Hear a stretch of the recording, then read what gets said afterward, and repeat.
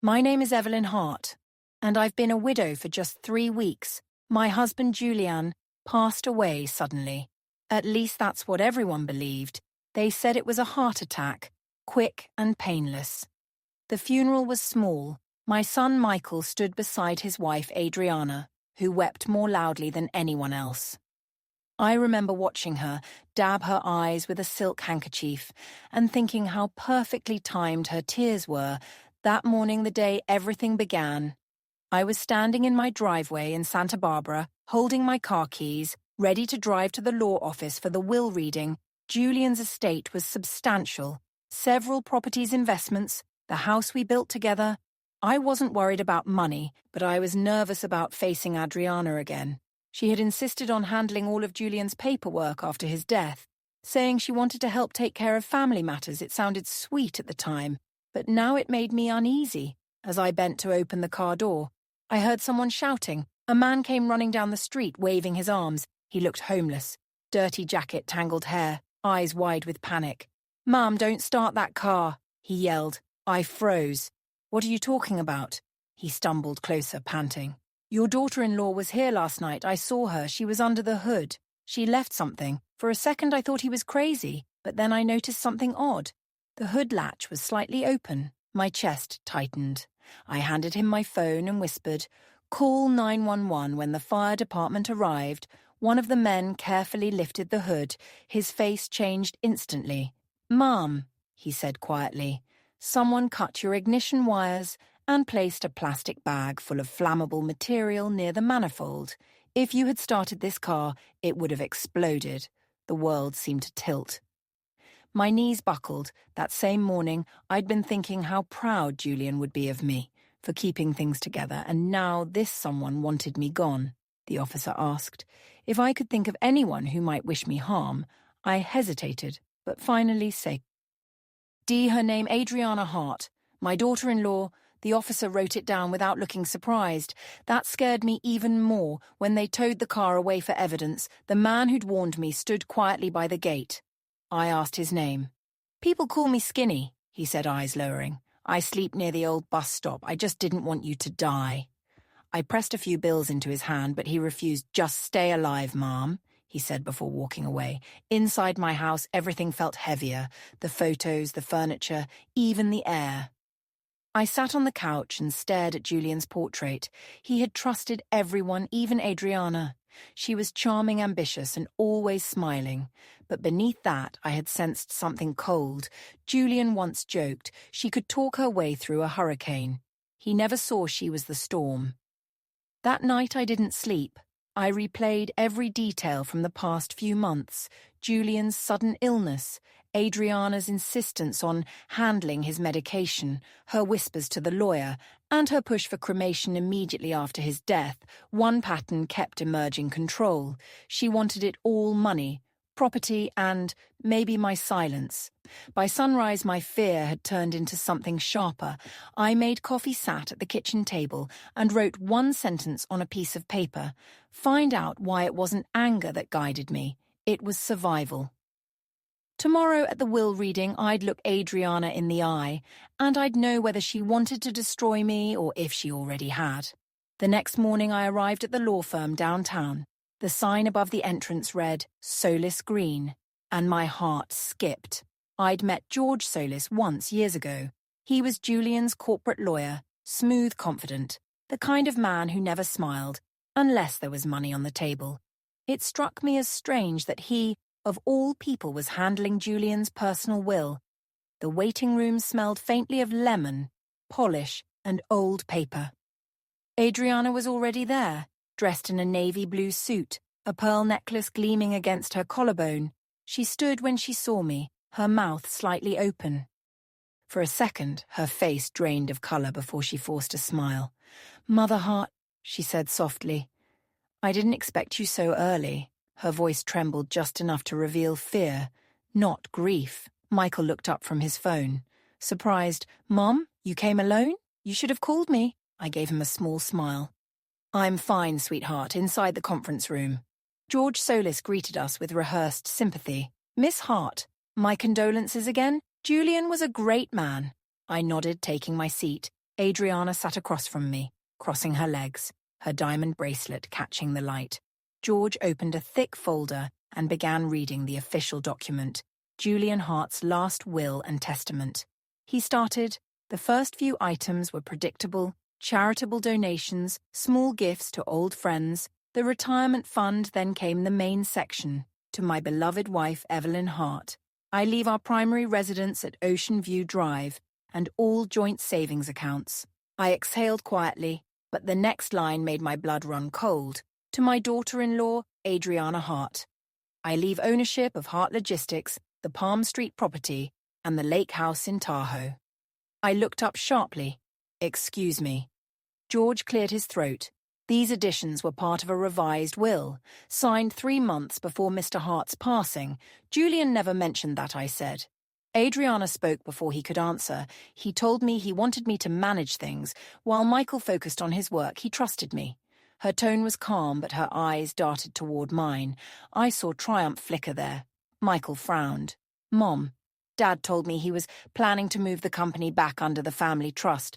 Not this." Adriana reached for his hand. "Honey, your father and I discussed it.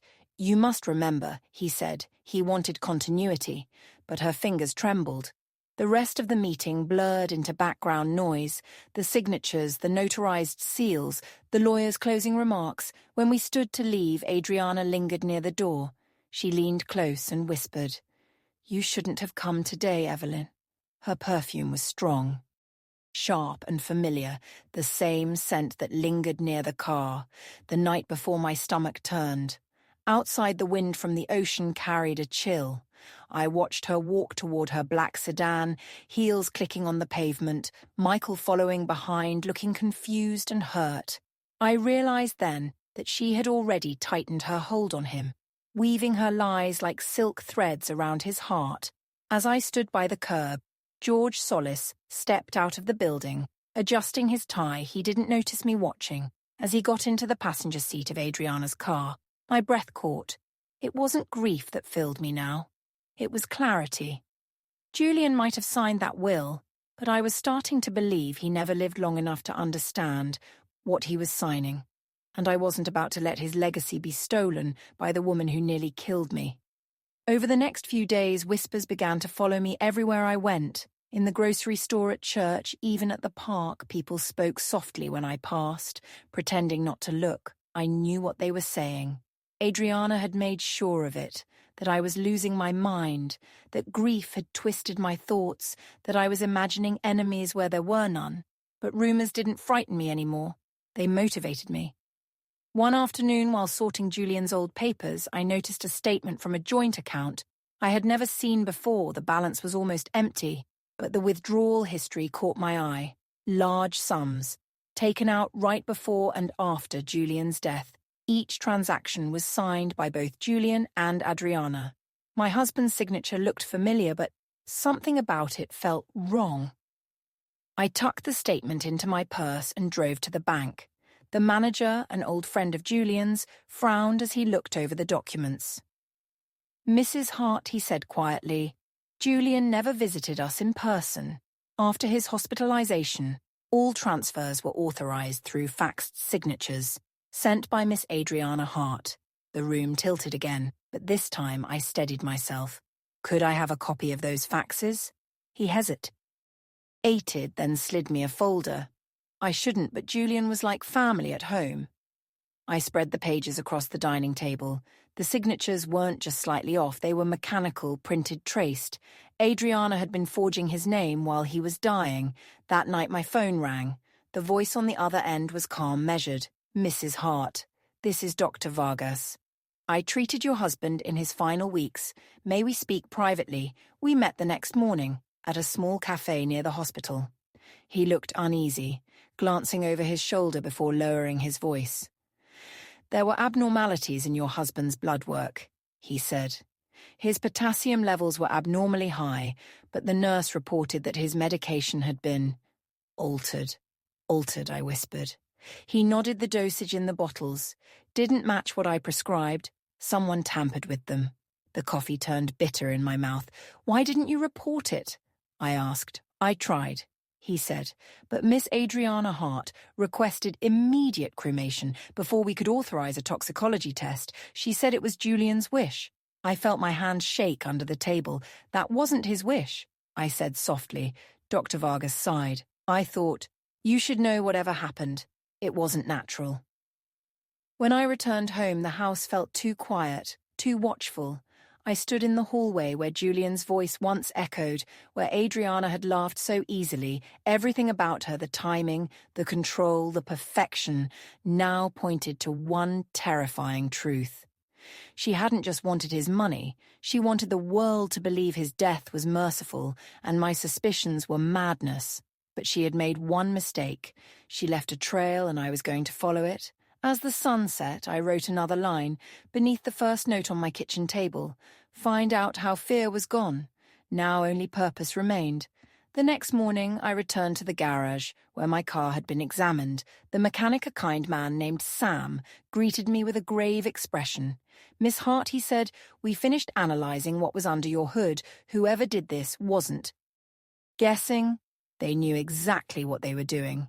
He showed me photos taken before. The evidence was turned over to the police. The ignition cable was sliced cleanly, the flammable substance placed in a small heat-resistant bag right next to the manifold. If the engine had reached temperature, Sam said the bag would have ruptured. The fumes alone could have killed you before the explosion. I thanked him quietly, my hands trembling as I took the printed images. They were more than evidence.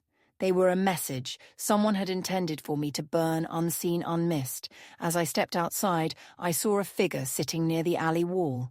It was the man who had saved me. Skinny, he stood when he saw me, clutching a worn cap in his hands. I didn't mean to scare you that day, he said softly. You saved my life, I replied. That's something I won't forget. He hesitated before adding, the night before it happened, I saw her again. Your daughter-in-law. She was with a man, fancy suit, silver tie clip. They parked near the fence. I heard him say, make sure she starts it herself. No witnesses. My chest tightened. Did you recognize him? He shook his head only, that he drove a black Lexus and spoke like someone who owned everything he touched. That description alone was enough. I knew it had to be George Solis. The moment I got home, I called an old friend of Julian's, a retired detective named Robert Sedano. He had worked private investigations for years and owed Julian a favor. When I told him what had happened, there was a long pause on the line. Evelyn, he finally said, don't talk to the police again until I look into this. If she's tied to that lawyer, we'll need to be careful. Within a week, Robert had collected more than I expected. Adriana's real name had once been Adrian Croswell. She had changed it, after being charged with financial fraud in Arizona. 10 years earlier, the case was dropped when her partner disappeared. That partner's name, George Solis. Robert also confirmed what I feared most, the signature on Julian's will. Was forged. A handwriting analyst compared it to Julian's letters and found clear inconsistencies. I stared at the report for a long time, the edges of the paper cutting into my palms. My husband hadn't given her anything. She had stolen everything, even his last words. That night, I stood on the porch, watching the ocean shimmer in the distance. The world was quiet, but my mind was not. For the first time since Julian's death, I felt something close to control. It was time to stop surviving and start fighting back. Robert arrived early one morning with 2 cups of coffee and a plan. He placed a small envelope on my kitchen table. Inside were 3 miniature cameras and 2 voice recorders. We'll need her to talk, he said. If she admits even part of it, we'll have everything. I stared at the devices, both terrified and relieved. She'll never confess outright. She doesn't have to, Robert replied. People like Adriana always think they're smarter than everyone else. All we need to do is let her prove it. That afternoon I called my son. My voice was soft, steady. Michael, could you and Adriana come over for dinner tomorrow? I'd like to talk about the family business, maybe smooth things over. He hesitated, then agreed. I could almost hear Adriana whispering behind him. The next day, I spent hours preparing the house. The table was set, candles flickered, and the cameras were discreetly placed, one in the bookshelf, one near the clock, and one above the wine cabinet. I practiced smiling in the mirror, steady but not forced. Julian had always said, I could calm a storm with my voice. I hope that was still true. When the doorbell rang, I felt my pulse in my throat. Michael entered first, holding flowers. Adriana followed, her usual flawless smile in place. Lovely evening, she said, her tone dripping with sweetness. Yes, I answered. Perfect for honest conversations. Dinner began politely enough. We talked about business, about the weather, about nothing but tension hung between us like smoke. Robert was parked down the street, list. Eaning to the recording feed in real time, halfway through the meal, I turned the conversation. Julian trusted you, Adriana, I said gently. He always said you had a gift for organization. She smiled, tilting her head. I did what I could. He also mentioned how much he relied on you. Near the end, his medicine, the paperwork, even the will. Her eyes narrowed. Why do you bring that up now? I leaned forward slightly because someone tried to kill me. The morning of the will reading. You wouldn't happen to know anything about that, would you? The fork slipped from her hand and clattered onto the plate. Michael looked between us, confused. Mom, what are you saying? Ask your wife, I said softly. Adriana recovered quickly, laughing. You can't be serious. Are you accusing me of something so insane? I reached into my purse and placed a photo on the table, Adriana and George Solis standing beside her black Lexus late at night. That's you, isn't it? Her breath caught. Where did you get that from? Someone who saw you, near my garage the night before the car explosion. Michael stood stunned. Adriana, she rose to eyes blazing. This is ridiculous. You think I'd risk everything for some old woman's money? Old woman, I echoed quietly. Funny choice of words for someone who just inherited half my husband's estate. Her mask cracked. He wanted me to have it. He was tired of taking care of you, tired of pretending. The words slipped out before she could stop them. Her voice grew louder, trembling with fury. Your husband loved me, not you. I gave him what he needed, and I was supposed to have everything. Michael froze. What are you talking about? Adriana turned to him, desperate. Now she's twisting everything. She's trying to destroy me. But I didn't respond. I simply pushed another folder across the table, the handwriting analysis, the bank records, the proof of her name change. Her face went pale. She grabbed the wineglass and hurled it against the wall, the red liquid splattering like blood across the white paint. You think this will stop me? She shouted. You think you can take back what's mine? Then she lunged toward me, the glint of a knife flashing from her purse. Michael screamed her name, but before she reached me, the front door burst open. Police drop it. Officer swarmed in, followed by Robert, holding the recording device. Adriana froze, eyes wide, realizing the truth too late. Every word had been recorded as they handcuffed her. She turned to me, voice shaking with rage. You set me up. I met her gaze steadily. No, Adriana, you set yourself up the moment you decided I was disposable. Michael stood motionless, tears in his eyes as they led her away.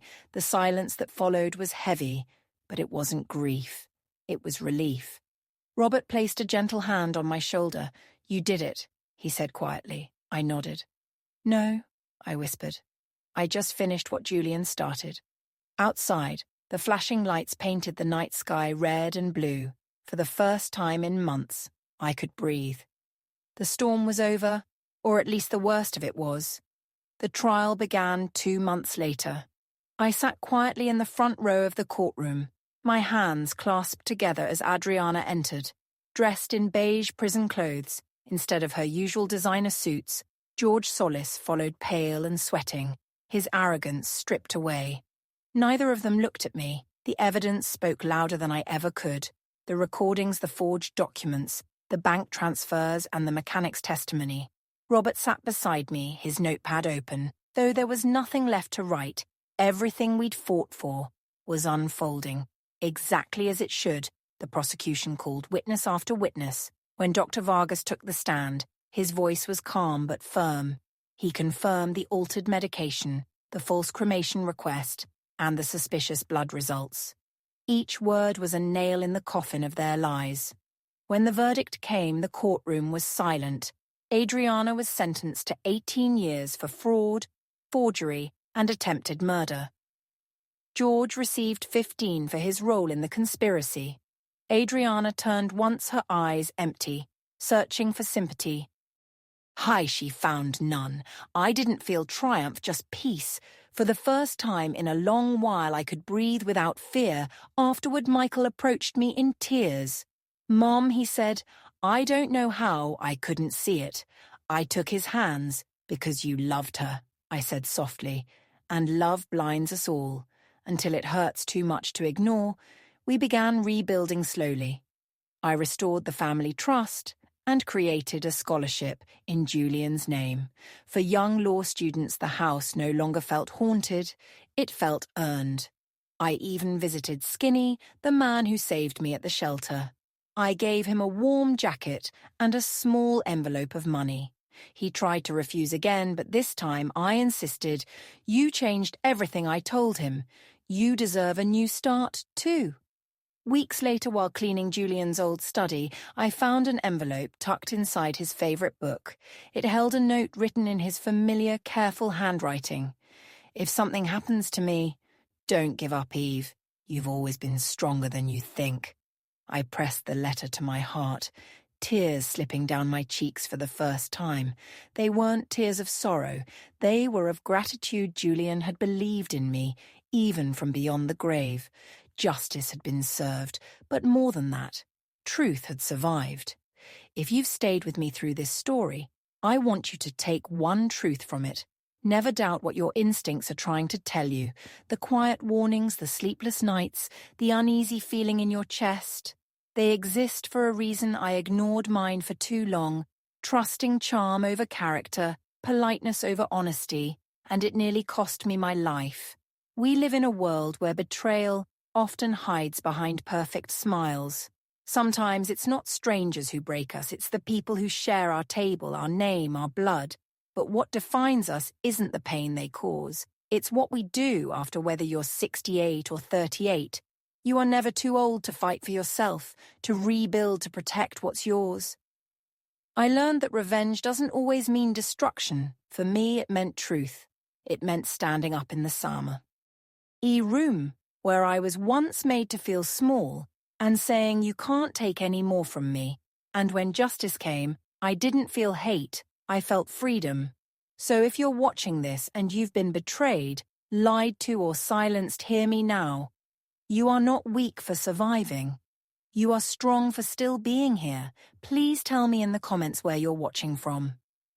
I want to know how far stories like this can travel, because maybe somewhere out there, another woman is standing at the edge of her storm, wondering if she can face it, because true wealth isn't what you own, it's what you refuse to let anyone take from you.